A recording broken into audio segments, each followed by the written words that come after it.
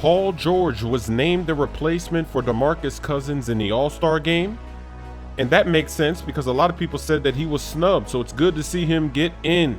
Paul George slicing and dicing into the lane. Now he's going to pop the three. Carmelo Anthony reached 25,000 career points tonight. He had 21 in this game. Look at that in and out move. Going to pull up from mid-range. He's having some flashes of his younger self in this one. Very comfortable, in control, and he's going to cross the mark right here at the free throw line. He becomes the 21st player in NBA history to score 25,000 in his career.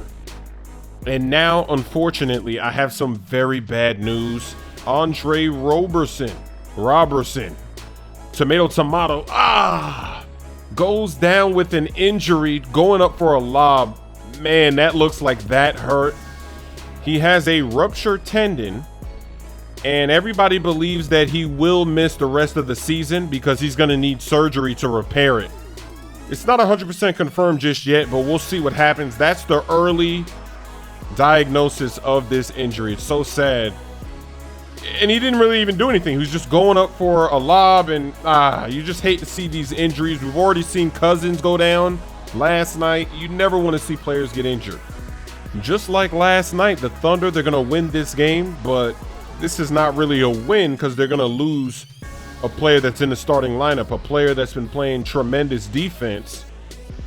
Some good news, Westbrook did get a triple-double tonight, 31 points, 11 rebounds, 13 assists, even though he would probably trade that triple-double for a healthy Andre. Look at that shot clock, jeez. Dominating the fight, but oh, wait a second, here we go. Get him up out of there, get him up out of there, sit down, yes. Don't get back up, just give up, go back down there. You don't want to stay alive. Ah, the Superman! KO! What power that guy has in his hands. Oh, baby! What a move, what a